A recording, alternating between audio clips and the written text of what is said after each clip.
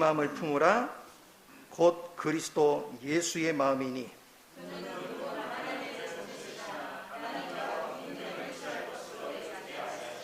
오히려 자기를 비워 종의 형체를 가지사 사람들과 같이 되셨고,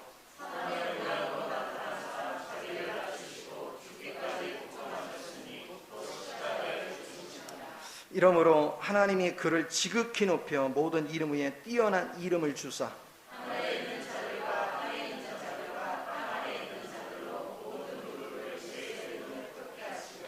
모든 입으로 예수 그리스도를 주라 시인하여 하나님 아버지께 영광을 돌리게 하셨느니라. 아멘. 그리스도의 십자가를 지는 죽음과 부활이라는 제목으로 같이 은혜를 나누고자 합니다. 십자가를 모르고는 축복이 없습니다. 제가 누차 얘기하지만 성경에서 얘기하는 축복이 뭐가 축복이에요? 성경에서 얘기하는 축복이 뭐야? 언제 얘기했냐는 표정을 자꾸 짓고 있어요. 축복이 뭐예요? 그래요, 그리스도 삼위일체 하나님을 여러분이 살아낼 수 있으면 그게 축복이에요. 왜냐? 여러분이 일시적으로 돈 몇 푼 얻고 건강 얻고 무슨 학벌이 좋아지고 승진이 잘 되고 그건 축복이 아니에요. 그거는 얼마 후에 다 없어지는 거야. 그러나 삼위일체 하나님을 여러분이 살아낼 줄 알면 이건 영원한 거야. 이 축복을 누릴 줄 알아야 돼요. 그럼 이 축복을 누리는 전제 조건은 뭐냐? 십자가를 관통해야 돼. 예수님만 십자가를 관통하는 게 아니라 예수님이 십자가를 관통해서 이기신 영을 내가 모시고 삶으로 인해서 나도 그 환경을 초월해버려야 돼. 이렇게 되어질 때 여러분은 그리스도를 살아낼 수 있어요. 그리스도가 자기를 비우고 종의 형체를 돼서 낮아져가지고 십자가에 죽고 부활하셨기 때문에 승천의 위치에 가서 앉아 계시잖아요. 그러므로 해서 주와 그리스도가 됐어. 그러면 하나님은 똑같이 우리를, 성령을 통해서 우리를 그 길로 인도해 가는 거예요. 주님이 가신 길을 똑같이 인도해 가. 그래서 십자가의 방면에 네 방면이 있다고 그랬죠. 하나는 대신하는 십자가, 하나는 함께하는 십자가, 하나는 해방하는 십자가, 하나는 오늘 이 십자가를 지는 십자가. 이거에 대해서 여러분이 분명해져야 된다 하는 것을 지난주에 계속해서 말하고 있어요. 대신한다는 것은 뭐예요? 하나님과 나 사이에 엄청난 죄들이, 저질러진 죄들이 있어. 죄의 행위들이 있어. 근데 그거를 주님이 십자가에서 피를 흘림으로 그 피값으로 아버지를 만족시켰어요. 하나님 아버지의 의를 만족시켰어. 만족시켰다는 증거가 뭐냐? 그분을 부활시킨 거예요. 그렇기 때문에 그분이 피값을 통해서 우리 죄 문제를 다 해결했어요. 자, 이미 저질러든 죄, 앞으로 또 나도 모르게 저지르는 죄까지 다 끝내놨어요. 그런데 문제는 주님이 싹 이제 죄를 사해 줬는데 또 범죄할까 안 할까? 이게 문제야. 그렇죠? 그놈을 때려잡아야죠. 그래서 십자가의 못을 박은 거야. 누구랑 같이? 소현이랑 같이, 진성이랑 같이 십자가에 못 박았어. 이거를 믿어야 돼요. 죽을 때도 십자가에 같이 못 박혔지만 그분이 부활할 때도 같이 부활됐어요. 그러니까 여러분이 못 박힘을 체험해야 여러분은 반드시 부활을 체험할 수 있어요. 그러니까 이런 이론만 아는 건 의미가 없어요. 이 실제가 돼야 돼. 실제가 돼야 여러분은 그리스도가 누리는 그 실제를 나도 가질 수가 있는 거야. 그래서 오늘날 많은 사람들은 죄사함은 아는데 주님과 더불어서 같이 죽은 거 이론은 알아요. 그런데 같이 죽으려고는 안 해요. 내가 왜 죽어? 이 좋은 세상에 즐기며 살아야지 이러고 있어요. 그러나 내가 그리스도 안에서 같이 죽었다는 사실을 믿으면 점차 성령님이 여러분을 그 실제되게 해주신다고 그랬죠. 그래서 이 두 가지, 피를 통해서 밖에 있는 죄들의 문제를 해결해 주시고 죄사해 주셨고, 같이 십자가에 못 박음으로 인해서 우리의 옛사람을 같이 못 박음으로 여러분이 옛사람으로부터 해방될 수 있도록 하나님이 길을 열어주셔서 이 사실을 믿으면, 이 두 가지 사실을 믿으면 여러분 누구 안에 있는 거예요? 그리스도 안에 있는 거예요. 그리스도 안에. 자, 그러면 이제 그리스도 안에 이 사실을 믿으면 자동으로 주님은 생명을 해방시켜. 죄만 사하는 죽음이 아니라 생명을 해방시키는 생명을 가졌어요. 그러니까 자연스럽게 여러분이 이 십자가의 죽으심을 적용하면 자동으로 여러분 안에 누가 살게 돼? 그리스도 영이 살게 돼. 그 영이 그분에게서 해방돼서 내 안에서 그분이 살게 돼요. 자, 그러면 그 영이 내 안에서 살기 시작하면 이제 영 안으로 들어왔어요. 여러분의 혼을 점령해야 돼.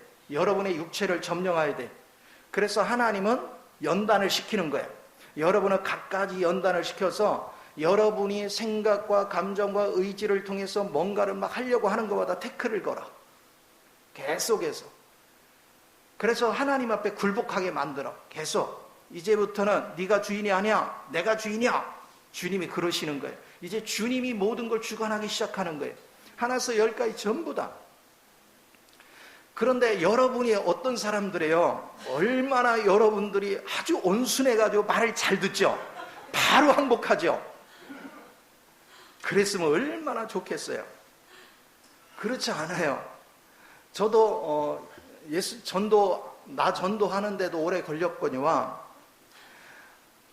껌떡만 하면 교회 가자 그러면은 밥이 나오냐 죽이 나오냐. 차라리 주먹을 믿어. 주먹도 별 볼일 없으면서. 그래서 나를 전도하는데도 시간이 걸렸지만 가서 침례 받으라는데 그게 받기 싫어서 얼마나 뺀들뺀들했는지 몰라. 그리고 교회 가자고 하는데 아내가 내 마음에 안 들어. 그러면 안 가. 일부러 술 사다가 먹고 앉아있어. 교회 갈 시간에. 이런 과정을 다 거쳤어요. 내가 했으니까 여러분도 하라는 얘기가 아니야? 하루아침에 우리가 되는 것이 아니야. 진리의 영을 깨달지 않으면 이게 불가능해. 그래서 여러분이 어떤 때는 교회가 가고 싶어지고 어떤 때는 오기 싫어지고 내가 다 그 심정을 알아. 어떤 때는 막 눈 뜨면 벌떡 일어나서 하나님 예배 가려고 하는데 어떤 날은 괜히 느그적거려. 그렇죠? 다 알아요. 그래서 그 과정을 거쳐가면서 하나님이 세워져 가는 거예요. 그래서 우리는 억지로 하는 것이 하나도 없어요. 권면은 하되 그를 위해 중보로 기도하되 내가 억지로 끌면 다툼밖에 안 일어나.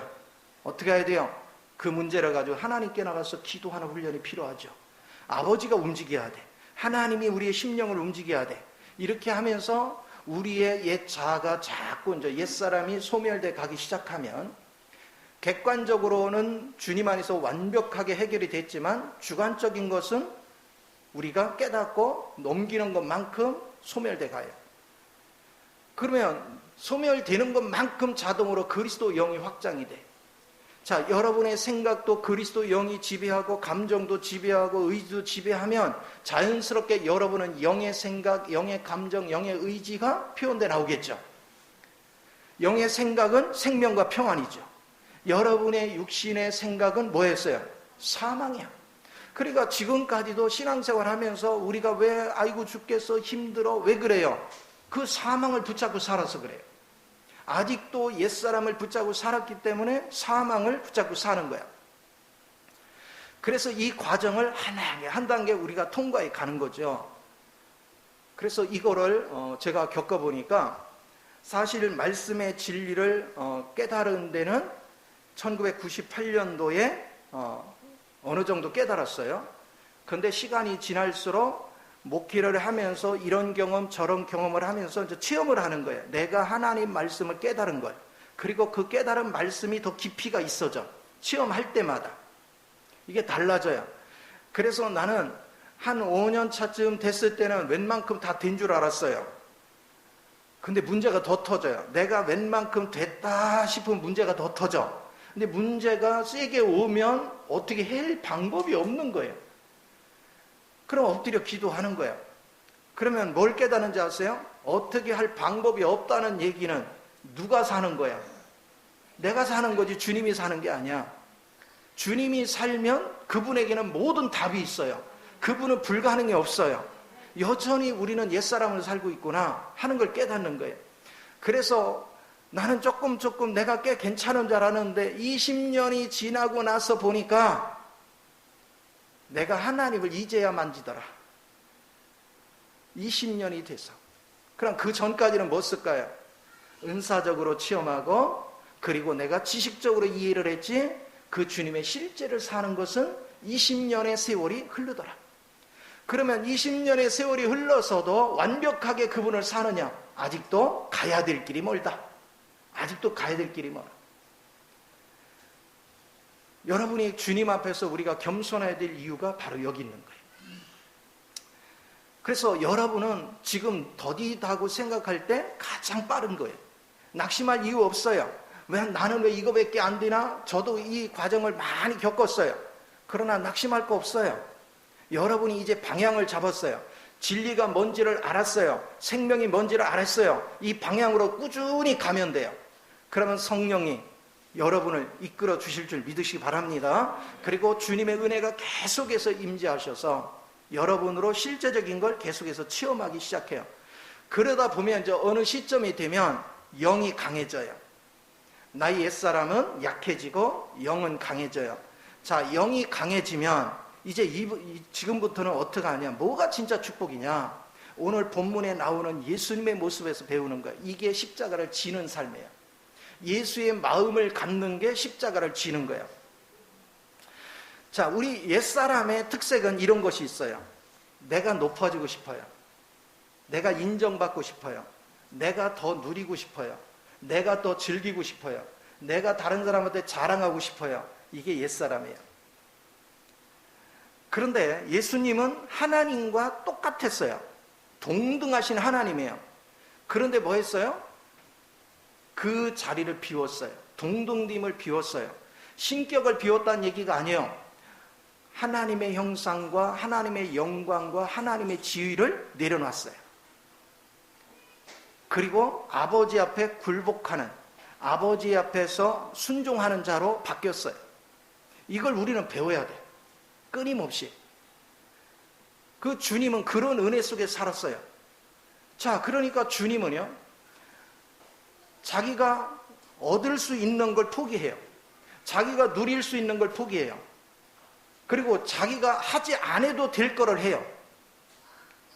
그것도 엄청나게 고통스러운 일이에요. 아니, 신이 육체를 입고 온다는 거, 이거는 엄청난 고통이에요. 그래서 우리 인류를 구원하러 오시는 이 사역을 하는 것, 그러니까 마땅히 누릴 수 있는 건 안 누리고, 안 누려도 되는 건 누리고, 이런 것들을 하시면서 그분은 갖가지 고난과 아픔을 겪었어요. 자, 그분은 죄가 하나도 없어요. 그분은 흠잡을 것이 아무것도 없어요. 근데 우리는요, 우리는 죄투성이에요. 흠잡을 게 굉장히 많아요. 그런데 흠잡을 것이 없는 그분은 부당한 대우를 받아요. 자신의 능력을 부정당해요. 무시당해요. 멸시를 받아요. 근데 반응하지 않아요. 근데 우리는 범죄가 많고 죄 지는 것이 많았기 때문에 우리는 책망받을 일이 한두 가지가 아니에요. 그런데도 우리는 책망받기 싫어해요. 우리는 내 자존심 꺾이기 싫어해요. 내 영광의 자리에 내려오는 거 싫어해요. 내가 높아지려고 그래요. 내가 자랑스러워지려고 해요. 나를 영화롭게 하려고 해요. 이게 주님과 우리의 차이점이에요. 십자가를 관통한 사람은 주님과 똑같은 여정을 가는 거예요. 그러면 이게 뭘 얘기하는가? 누군가가 나한테 부당하게 공격을 해. 근데 주님은 거기에 반응하지 않았어요. 오히려 긍휼한 마음을 가졌어요. 저가 몰라서 그래. 긍휼한 마음을 가졌어요. 그럼 마땅히 우리도 옛사람이 소멸되고 내 안에 그리스도가 산다면 예수님이 하신 것과 똑같은 마음으로 우리도 그래야죠. 누가 욕을 했어? 그것 때문에 화날 이유가 없어. 억울한 소리를 했어. 화날 이유가 없어. 주님은 그랬어요. 주님은 잠잠했어요. 주님은 자기 이론을 전개하지 않았어요. 주님은 어떤 경우든 자기를 내세우지 않았어요. 그런데 우리는 사소한 거 가지고도 막 잠을 못 자. 숨을 그냥 몰아쉬면서 막 억울해가지고 잠을 못 자. 그래서 속에 화병을 가져. 이게 심각한 거죠. 왜 그래요? 십자가를 관통하지 않았어요. 옛사람이 함께 죽음을 적용하지를 않았어. 옛사람이 실제로 함께 죽고 여러분이 부활의 생명 안에서 살고 있다면 예수님이 모든 걸 비운 것 같이 나도 비울 수 있어야 되겠죠. 어떤 부당한 공격을 받아도 예수님이 잠잠한 것 같이 우리도 잠잠할 수 있어야 되겠죠.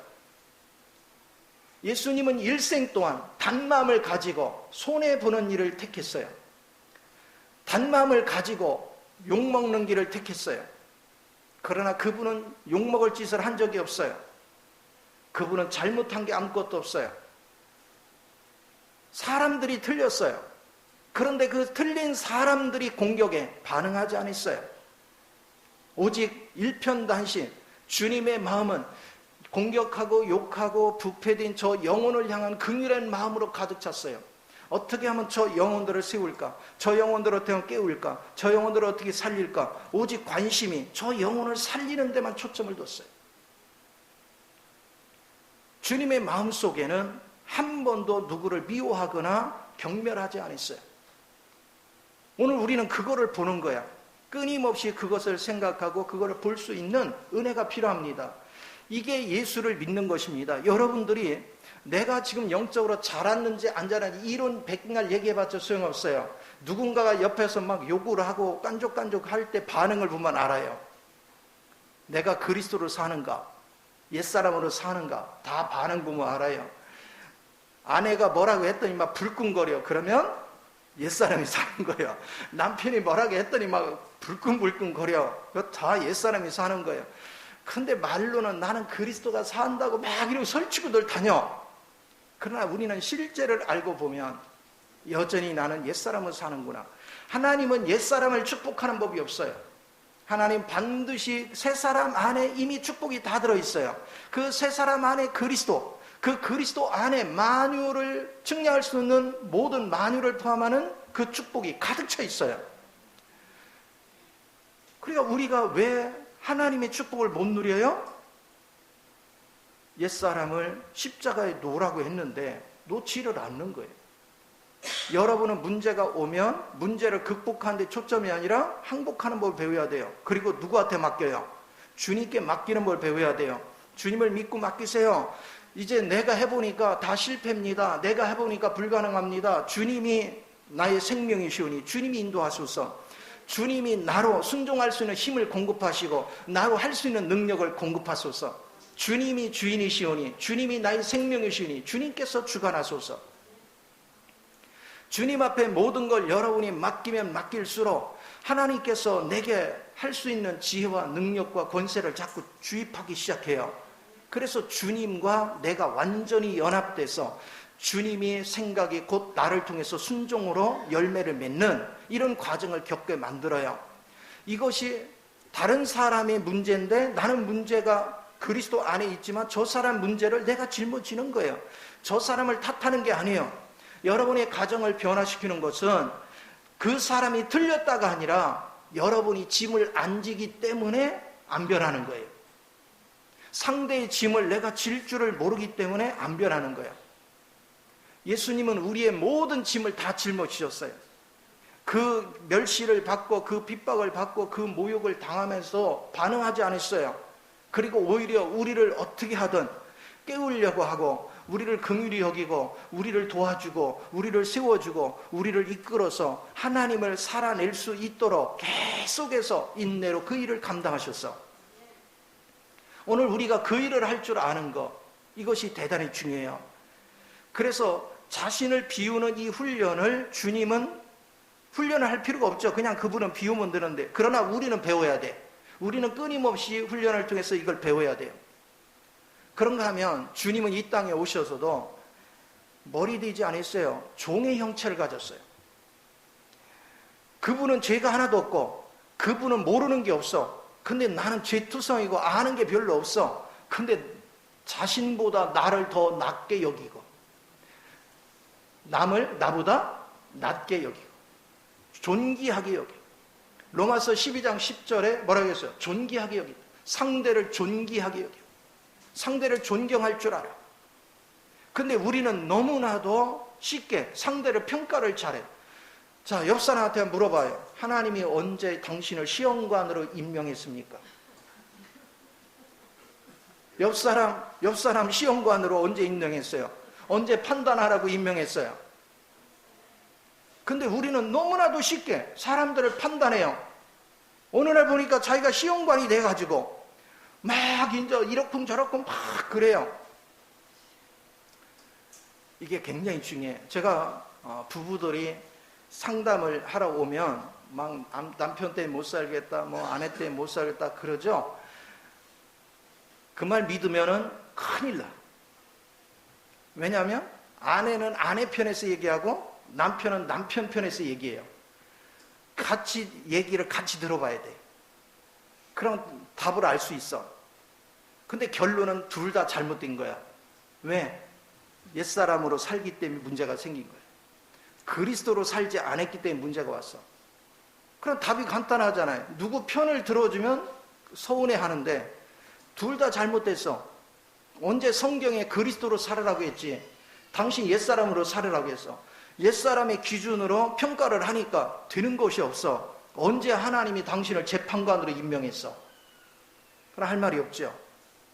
오직 주님께서는 긍휼을 우리에게 허락하셨어.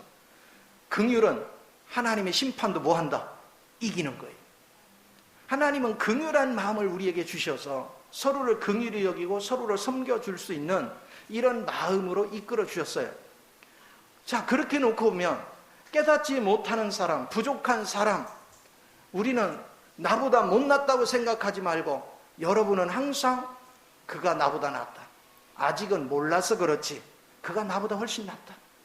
항상 인정해 줄 줄 아는, 높여줄 줄 아는 그런 자세가 필요해요. 그리고 그런 도움을 통해서 옆 사람이 나보다 잘 나가도 그걸 박수 쳐주고 기뻐해 줘야지. 아이고 열심히 도와줘. 가만히 보니까 도와주다 보니까 저 사람이 나보다 앞서가게 생겼어? 그럼 이제 태클을 슬슬 걸어.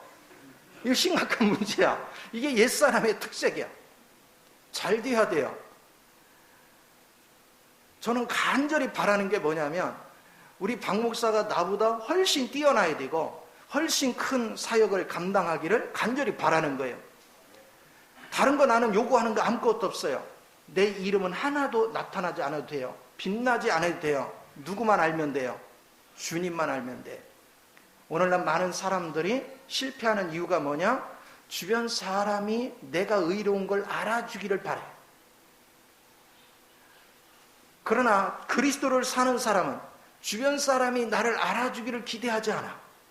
뭐를 기대해요? 주님만 알아주면 돼. 주님만 인정해주면 돼.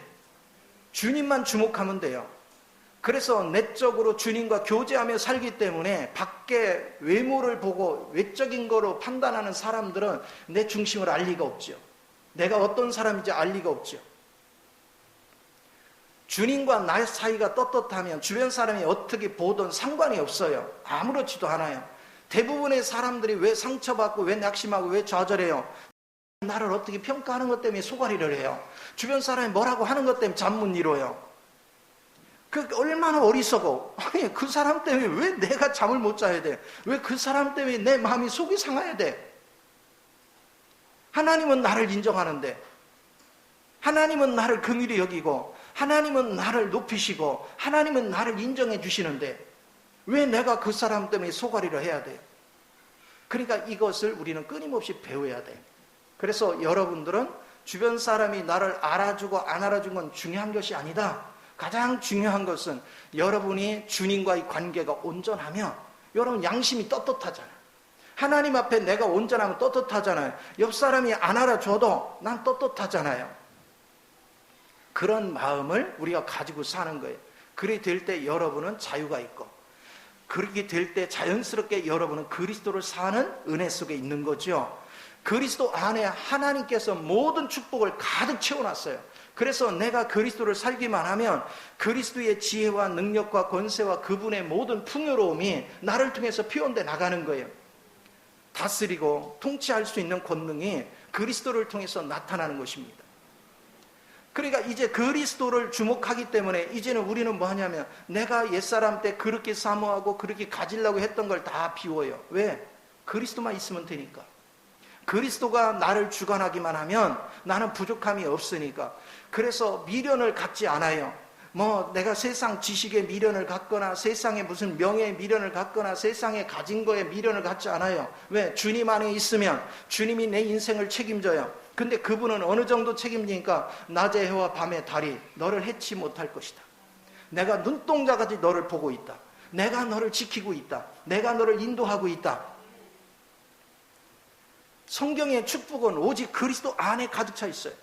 그리스도를 알면 그곳에 성령님 그리고 아버지 하나님이 그 안에 같이 계셔. 그러니까 삼위일체 하나님을 누리기만 하면 여러분은 이미 신령한 복을 다 누린 것이고, 이 신령한 복은 세상을 다스리고 통치할 수 있는 권능이 있어요. 세상에 어떤 사람도 감당할 수 없는 걸 이 주님 안에서는 모든 걸 해결할 수 있는 능력이 가득 차 있습니다. 그러니 얼마나 복된 역사야. 이 즐거움 속에 여러분이 취할 줄 알면 하나님은 날마다 여러분을 복된 열매로 이끌어가는 걸 믿으시 바랍니다. 자, 그러면 이제 굉장히 중요한 걸 해야 돼요. 여러분이 옛사람이 깨지고 여러분이 그리스도로 살게 되는 방법은 제한을 받는 법을 배워야 돼요. 통제받는 법을 배워야 돼요. 예수님을 생각해 보세요. 그분이 영으로 있으면 그분은 시공간을 초월합니다. 가고 싶은데 언제고 갈 수 있어요. 하고 싶은 일 무엇이든 할 수 있어요. 그런데 그분이 육신을 입는 순간 그분은 뭐 했어요? 속박당했어요. 육신의 속박을 당했어요. 자유를 잃어버렸어요. 육신에 의해서 그는 가고 싶어도 갈 수가 없고 제한됐어요. 일정한 장소에 제한됐어요. 오늘날 많은 사람들은 제한받는 걸 싫어해요. 그러나 하나님을 아는 사람은 하나님이 나를 어느 제한 속에 집어넣었으면 그걸 즐길 줄 알아. 왜? 하나님의 능하신 손 안에서 내가 겸손하게 하나님의 움직임에 순종하는 거예요. 그걸 배우는 거예요. 여러분이 어떤 조건 안에 있는데 여러분은 뭐 하려고 그래요? 예를 들어서 창살 속에 집어넣어놨더니 그냥 내가 굳이 거기서 나오려고 막 가진 악을 쓰는 거예요. 생각을 해보세요. 주님이 가둬놓으면 나올 길이 있어요, 없어요? 나올 길이 없어요. 그런데도 나오려고 발버둥을 칩니다. 예전에 우리 집에서 시골에 있을 때 개를 기를 때 개가 하도 그냥 다니면서 밭을 막 휘짓고 돌아다니고 그러니까 아버지가 풀어놓고 키우다가 개집을 만들고 개집 안에 넣어놨어요. 좀 커놓고. 와, 얘가 나오려고요 별짓을 다 해요. 그래가지고 막 물어뜯고 잡아채고 막 밤에 잠을 못 자게 해서 하도 난리치고.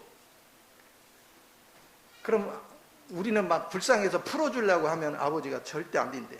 지금 풀어주면 안 된대. 저놈이 아주 성질이 보통 내기가 아니래. 내둬야 된대. 지풀에 죽을 때까지. 근데 그 생각이나 여러분들을 하나님이 잠잠하게 만들려고 하는데 여러분은 막 굳이 거기서 삐짓고 나와가지고 내가 뭔가를 좀 하려고. 지금 내가 허락된 이 환경이 막 답답해서 못 견디겠는 거야. 돈도 그냥 벌리려면 확 벌리던가. 그쵸? 몸이 안 좋은 것도 그냥 고치려면 화끈하게 고쳐주던가. 아니면 무슨 일이 풀려주려면 확 풀어주던가. 이랬으면 좋겠는데 하나님이 뭐를 하셔도 그냥 지지부진 되는 건지 안 되는 건지 모르게 자꾸 그 환경에서 언젠지도 모르게 가둬놓고선 거기서 나올 길이 안 보여. 그럼 우리는 뭐예요? 가진 머리를 다 쓰는 거야. 가진 방법을 다 동원하는 거야. 그래서 거기서 삐집고 나오려고 그래. 그것은 뭘 얘기해요? 하나님의 능하신 손에 도전하는 거예요. 하나님의 능하신 손에 겸손해지는 법을 배워야 되는데 그걸 하지 않았어요. 예수님이 이 땅에 오셔서 육신을 입은 다음에 그분은 신격으로 일하지 않겠다고 침례를 통해서 결단했기 때문에 그분은 아무리 힘들고 어려웠어도 그가 신격으로 활동을 했으면 모든 문제 해결할 수 있지만 그는 그걸 활용하지 않았어요. 자기의 불리한 처지에 있을 때 억지로 자기가 그걸 돌파하려고 하지 않았어요. 아버지 하나님께서 허락할 때까지, 아버지 하나님이 열어줄 때까지 잠잠히 주님의 때를, 하나님의 때를 기다렸어요. 오늘 저와 여러분도 똑같아요.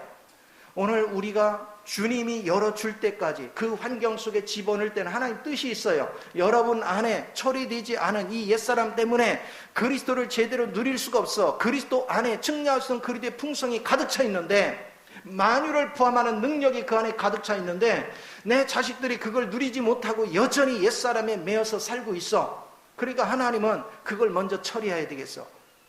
그래서 환경에 울타리다 집어넣는 거예요. 그리고 전능하신 분, 그분의 손 안에 겸손해지고 얌전히 때를 기다리는 법을 훈련시켜요. 그래서 견디야 돼요. 오늘 여러분이 주님 앞에서 겸손하게 견디는 법을 자꾸 배우면 이제 어느 시점에 이제는 자기가 이제 진이 빠져. 하는 데까지 막 최선을 다했지만 되는 일이 없어요. 이제 진이 빠져. 진이 빠지고 나면 그때서 이제 주님이 시키는 대로 운명을 맡기는 거예요. 하나님께 모든 걸 맡기는 거예요. 그럼 그때부터 살 길이 열려. 그때부터 길이 열려. 이제는 문을 열어서 가둬놨던 그 쇠창살에서 문을 열어서 밖에 내놔도 내 멋대로 날뛰지 않아. 주인님 눈치 싹 보고 시키는데 왜 여기 다시 갇히면 얼마나 고통인지를 알아. 그러니까 아주 그냥 주님이 시키는 대로 양손에 옆에 먹을 건 있는데도 안 먹어. 눈치 봐. 뭐 비나 안 보나. 여러분 개 사육사들이 개를 훈련시키는 거 봐봐요. 이런 걸 훈련시켜가지고 나중에 먹을 걸 옆에다 둬. 근데 못 먹어. 어느 연예인이 전에 잠비아, 아프리카 잠비아에 사자 그 농원에 갔어요. 그 뭐라고 해야 돼? 그 사파리 있는 데를 사자들하고 같이 기념사진을 찍어요. 사자를 만져요.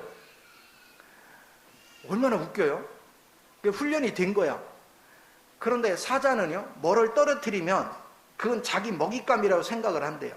근데 연예인 사진 찍다가 전화기를 놓쳤어요. 이거를 건들면 큰일 나는 거야. 못 만지는 거야. 그래서 그 사육사가 사자를 저쪽으로 빼고 그 다음에 이제 집게 이렇게 만드는데 나중에 집어보니까 사자가 한번 물어가지고 속이 다 날라갔어. 바로 그런 것들. 그러니까 여러분도 마찬가지예요. 이제 주님 앞에서 길들여지는 법을 배워야 돼요. 내가 설친다고 되는 것이 하나도 없습니다. 그리스도 안에서 산다는 것은 바로 그런 거예요. 그래서 그분의 통제를 받는 것입니다. 그래서 누가 욕하면은, 누가 나를 괴롭히면 거기 벗어나려고 막 발버둥을 쳐요. 그러니까 주님이 안 보이는 거예요. 그리고 결국은 다 깨트려. 이혼되는 것도 다 그런 과정이잖아요. 마찬가지예요. 여러분이 어떤 환경 속에 하나님이 주면은 못 견디겠으니까 내가 거기를 빠져나가려고 그래요. 거기서 벗어나려고 그래요. 그러나 하나님을 알기 시작하면 벗어나는 것이 아니라 잠잠히 누리는 법을 배우는 거예요. 견디는 법을 배우는 거예요. 주님은 말씀하시죠. 고린도 13장에서 사랑은 오래 참는 거래요. 무례히 행치 않는데 견디는 거래요. 그래서 사람들을 미워하지 않아. 하나님의 사랑을 갖는 사람은 견디는 거예요. 모든 일을 만나도 잠잠히 견디는 거예요. 이 견디는 훈련을 하는 이것이 가장 큰 여러분의 옛사람을 소멸시키고 그리스도로 짜여지고 조성되게 하는 하나님의 가장 큰 축복이에요. 일생에서 가장 중요한 것은 바로 이걸 경험하는 거예요. 제가 노인들 이렇게 공원에 앉아 있는 데서 아는 분들인데 마산에 있을 때 자주 왔다 갔다 하니까 사귀잖아요. 그러니까 막 어떤 분들이 막 함부로 말을 하고 막 하여튼 노인들 보면요 며느리 욕하고 뭐 자식 욕하고 맨날 이러고 앉아 있어요. 장기 두면서 맨 그 얘기들만 해. 그러면서 이제 한참 하는데 어떤 할아버지가 가만히 듣고 있더니 이제 옆 사람들이 그만해 그러니까 더 철이 안 들어서 그래. 그래요. 나중에 제가 곰곰이 생각해 보니까 진짜 철이 안 든 거예요. 나이가 아무리 들어도 자기 성질 하나 다스릴 줄은 몰라. 더군다나 예수를 믿는다면 여러분은 그리스도 영으로 다듬어지고 짜여지면 여러분 성질은 이미 다 녹아져 있어야죠. 그리스도를 표현할 수 있어야지.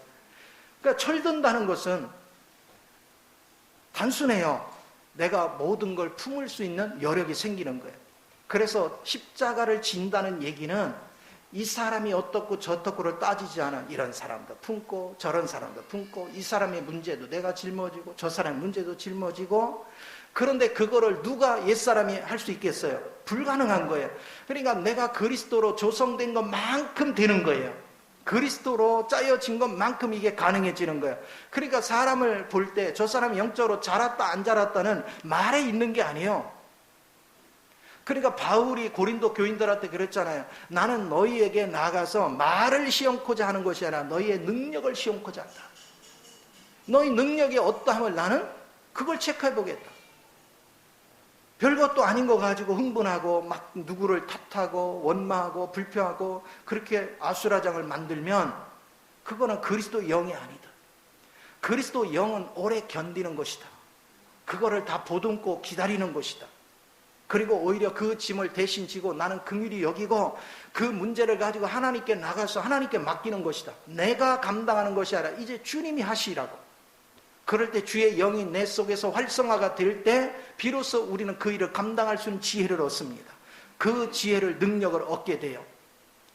그리고 내가 그렇게 되어지면 되어질수록 나의 육은 깨지고 내 속에는 하나님의 영이 흘러서 상대 속에 상대가 나를 통해서 하나님의 생명을 만집니다. 그래서 그 영혼을 깨우는 거예요. 그 영혼을 구원받게 하는 거예요. 그러니까 말로 전도하는 것이 중요한 게 아니라 여러분의 삶으로 전도하는 거예요. 여러분이 삶이 변하고 삶의 실제가 되면 어느 시점에 여러분이 사는 주변에 여러분을 통해서 많은 영혼이 구원을 받아. 자기도 모르게. 나는 단순하게 그냥 따뜻한 말 한마디 했고 단순하게 인사 한마디 했는데 그들이 내 주변에 모여들기 시작하고 어떻게 해서 내가 이렇게 됐는가 그런 과정을 그들이 질문할 때 그냥 간증식으로 대화만 해줘도 그들은 주님 안으로 이끌림을 받게 되는 줄 믿습니다. 하나님이 원하시는 건 바로 그런 거예요. 사람들은 축복받기 위해서 기도해요. 그런데 실제적으로 네 방면에 이 십자가의 과정을 통과해서 모든 짐을 주님이 짊어진 것 같이 나도 그 짐을 질 수 있는 능력을 갖기 위한 기도를 한 것이 아니라 여전히 물질 문제 해결해 달라고 기도하고 자식 잘 되다고 해결해주고 뭐 건강 위해서 기도하고 뭐 문제 해결해 달라고 맨날 그런 기도만 하고 있었어. 진짜 축복은 그리스도를 사는 건데 그리스도의 실제를 누리는 것인데 그 실제를 표현할 수 있는 것인데 거기에는 관심이 없어. 그러니까 심각한 문제가 오는 거예요. 심각한 여러분의 삶 속에 고통이 오는 거예요. 그래서 무엇보다도 여러분은 이 십자가의 네 가지 방면을 정확하게 이해를 해야 돼요. 정확하게 인식을 해야 돼요. 그 십자가를 정확하게 인식하지 못하면 아무리 예배당 뜰을 밟고 다녀도 거기에 축복이 있는 것이 아니야. 축복은 그냥 흥분하고 종교적으로 왔다 갔다 한다고 축복이 오는 것이 아니라 실제적으로 그리스도로 조성되고 짜여질 때 오는 것입니다. 그런 은혜가 여러분 삶을 지배할 수 있도록 주님 앞에 엎드릴 줄 아는 저와 여러분이 되어야 되는 것입니다.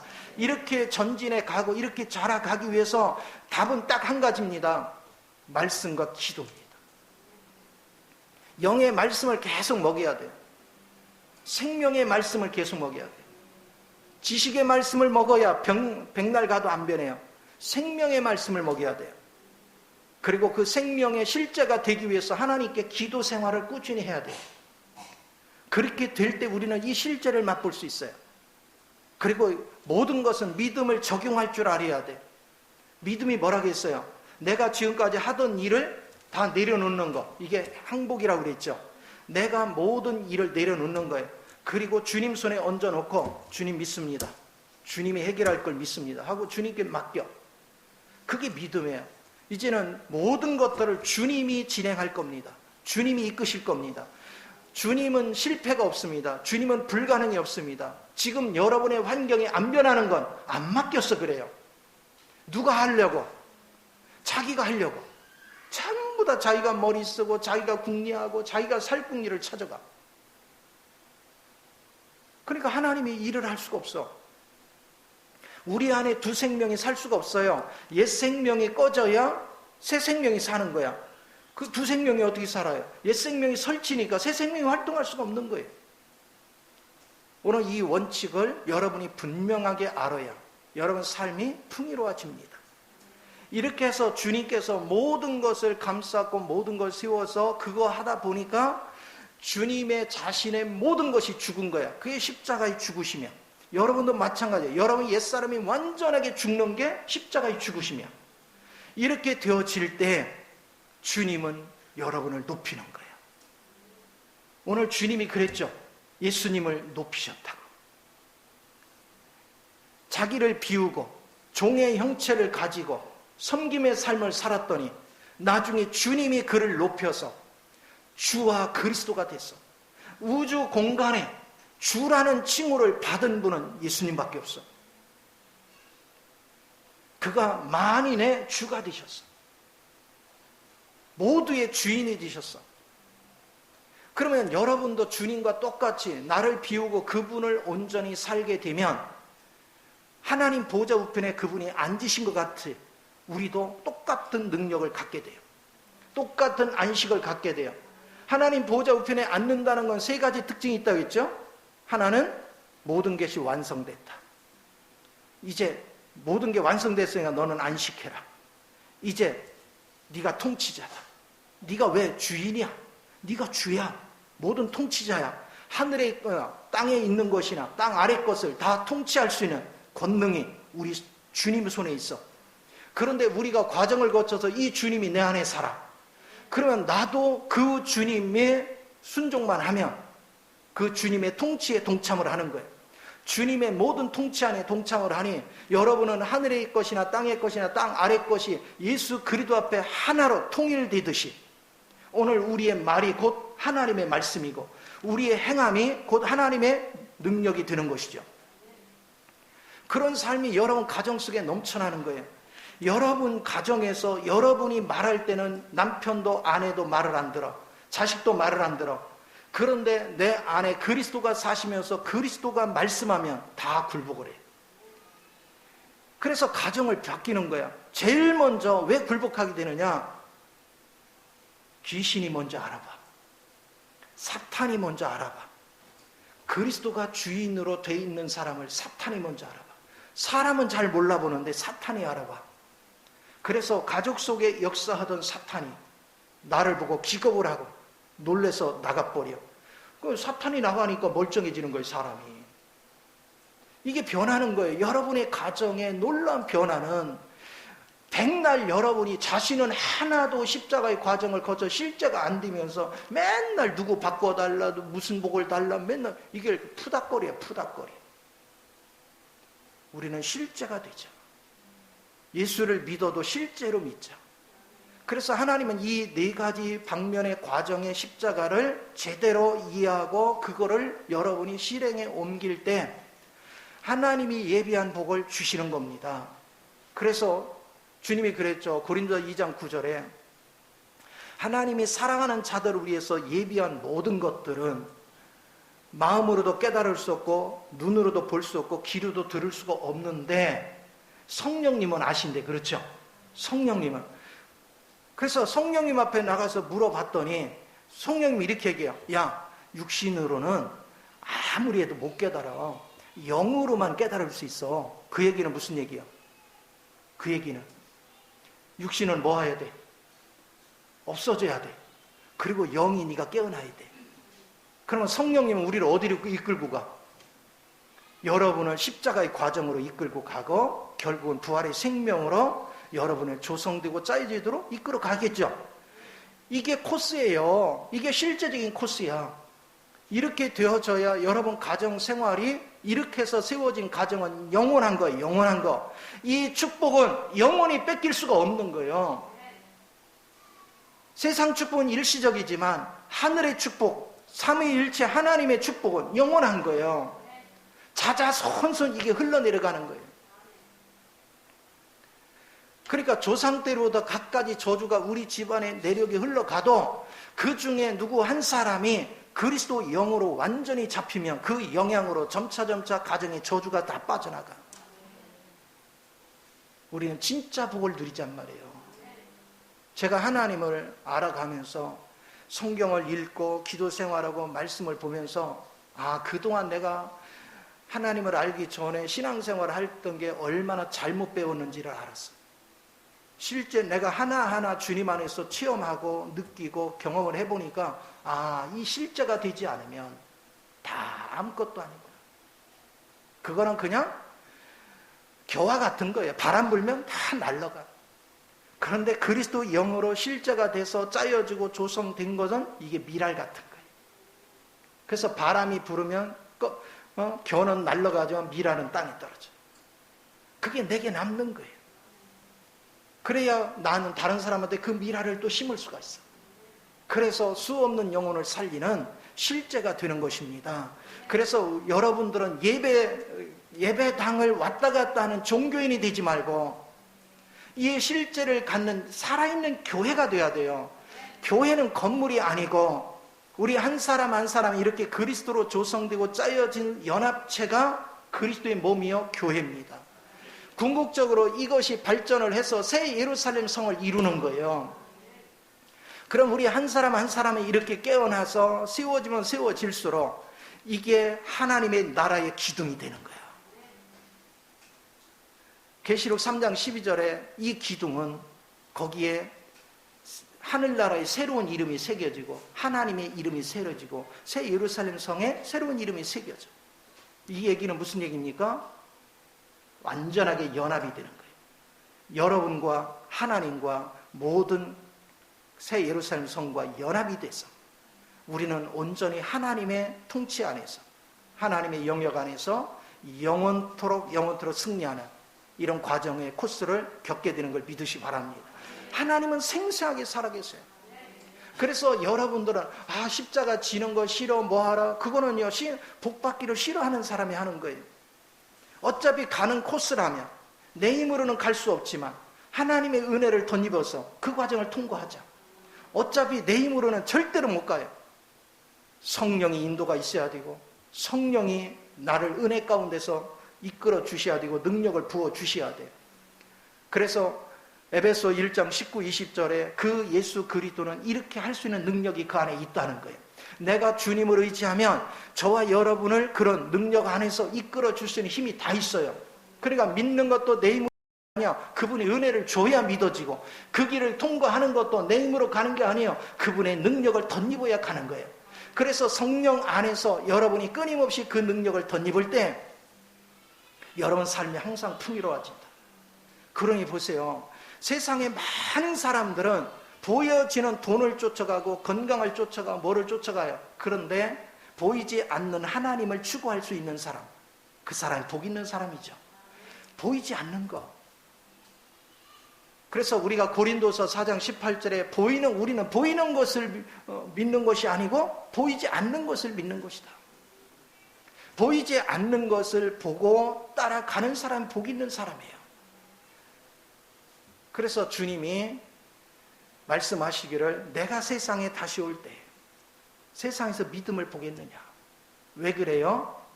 다들 자기 관점에서 믿습니다 하고 살지 주님이 정해놓은 십자가의 노점을 알고 믿는 사람이 거의 없어. 그리고 알려고도 안 해. 그리고 나를 십자가에 넘기는 건 듣기 싫어해. 나 편하려고 하는 건데 왜 자꾸 나를 고달픈 데다 집어넣으려고 그래. 그러니까 싫어해. 그러니까 결국은 그들은 철이 안 들어. 평생을 살아도. 그러나 이 보이지 않는 주님의 생명의 실제를 본 사람만 철이 드는 거야. 그러니까 나중에 시간이 지날수록 그 사람은 다 수용하는 거야. 예를 들어서 공원에 갔다 막 누구 욕하고 뭐 해도 그 다 수용하는 거야. 품는 거야. 따뜻하게 얼음 만질 줄 알고 그 상처를 만져줄 줄 알고 이렇게 할 줄 아는 거예요. 그러니까 얼마나 아름다워요. 같이 흥분하고 막 같이 욕하고 그러면 얼마나 추해. 제발 우리 엘베델 식구들은 모두가 철이 듭시다. 할렐루야. 주 안에서 다 영적인 철이 들어서 하나님이 보시기에 향기가 나는 우리 모두가 되기를 예수 이름으로 축원을 드립니다. 기도하겠습니다.